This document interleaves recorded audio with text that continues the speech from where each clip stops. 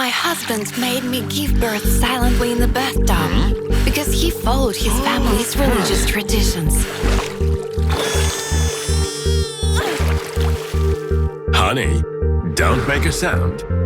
This is how my mother and grandmother gave birth.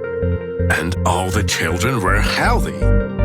At first, home birth scared me because it was my first pregnancy. Contractions every 10 minutes. I think you'll be done before the midwife comes.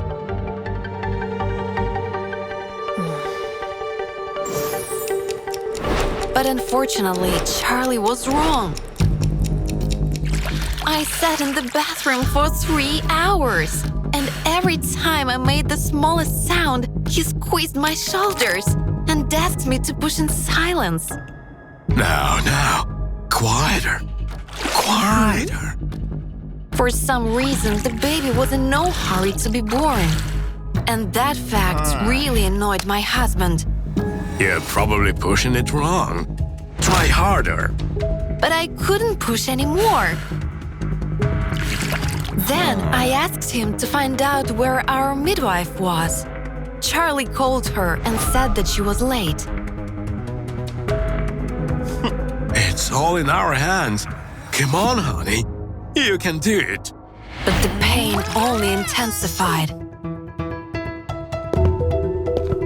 When Charlie went to the restroom, I took our painkillers, which I prepared in case of emergency. But as it turned out, he had thrown all my pills away.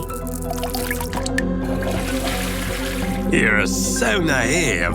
You thought I wouldn't find your stash. I told you, no medicine in my house. It got worse by the minute, and I started worrying about the condition of the baby. So I decided to call an ambulance immediately. But my husband got ahead of me and drowned my cell phone in the bathtub. I'm sorry, honey, but it concerns only the two of us. No strangers. It seemed that Charlie lied about inviting a midwife. I didn't want to share this moment with anyone except you. He once again told me how important family traditions were to him. I understood him. So I asked him to find a way to speed up the process. Charlie took out an old notebook from the closet. There were his grandmother's notes, home birth tips. For several minutes, my husband thoughtfully read the notes. After that, he grabbed a bottle of ketchup and abruptly smashed it on the floor. I got scared and asked him why he did it. Here is a rag. Wash the floor. Apparently, cleaning was one of the ancient methods to induce labor. Do you want the baby to finally be born? Be more active. I cleaned up the ketchup mess and needed to take a break, but Charlie didn't let me. Hey, there's a living room, bedroom, and hallway. You can't stop until I see my baby. An hour later, the whole apartment was sparkling clean. I was completely exhausted and still pregnant. I really wished to alleviate my condition with a cry, or at least a groan. But my husband began controlling my every sound even more. He was angry because it wasn't going according to the notes from the notebook. And when I heard the following, I didn't even believe it at first. Pack your hospital bag. We're leaving. I was glad that he would take me to the hospital as promised.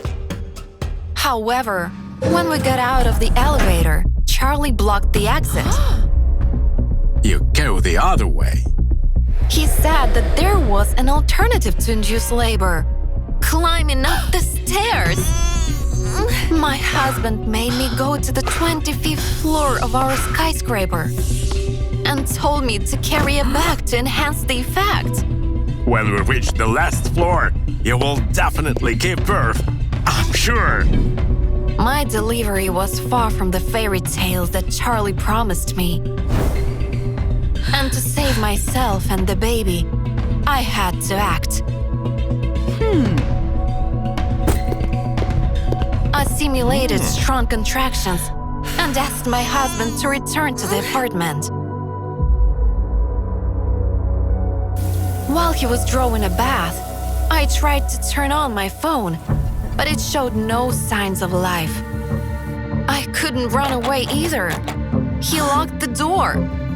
So I quickly wrote a plea for help on a piece of paper, made a paper plane, and launched it through the window, hoping that someone would find it and save me. When the bath was ready, Charlie ordered me to get in. He said that I only had 1 hour and set a timer. Otherwise, there are many other methods in Grandma's note. And believe me, until this moment, I spared you. He closed the bathroom door and left me alone before ordering a pizza. Time passed, but I still couldn't give birth. A couple of minutes before the deadline, Charlie came back. To my salvation, there was a knock on the door. I sincerely hoped that someone had found my plane and was there to rescue me. Yet, it was just the pizza delivery guy. Extra pepperoni for Mr. Abrams? I tried to draw the courier's attention to help me, but when my husband handed him a generous tip, he didn't even look in my direction and quickly retreated. Whoa! Thank you and bon appetit, Mr. Abrams. My last hope was gone. I silently watched my husband tear off a slice of pizza and mentally prepared for new tortures. As soon as Charlie took a bite, he started choking and blushed a lot, grabbed his throat, and fell to the floor. I didn't understand what was happening. At that moment, someone knocked on the door again. It was the same courier. Mrs. Abrams, open up. We need to leave immediately. But I didn't make it to the entrance. The tension made me dizzy, and I passed out. When I woke up, I was already in the hospital. The doctor said that he had to do a C-section. You're lucky. If you had gotten here a little later, the consequences would have been unpredictable. Be thankful to this young man. It seemed that the courier found my plane. He understood that he couldn't deal with Charlie alone and came up with a plan. He added red pepper to the pizza and waited for the reaction. Everything worked out almost the way he had planned. I didn't expect you to pass out, so I had to break down the door to take you to the hospital. That's how, thanks to an unknown delivery guy, I got a daughter. I named her Hope. The hope I'll never lose. Unlike my crazy husband who was forbidden by the court from approaching me and my child. Remember, no traditions are worth the life and health of your child.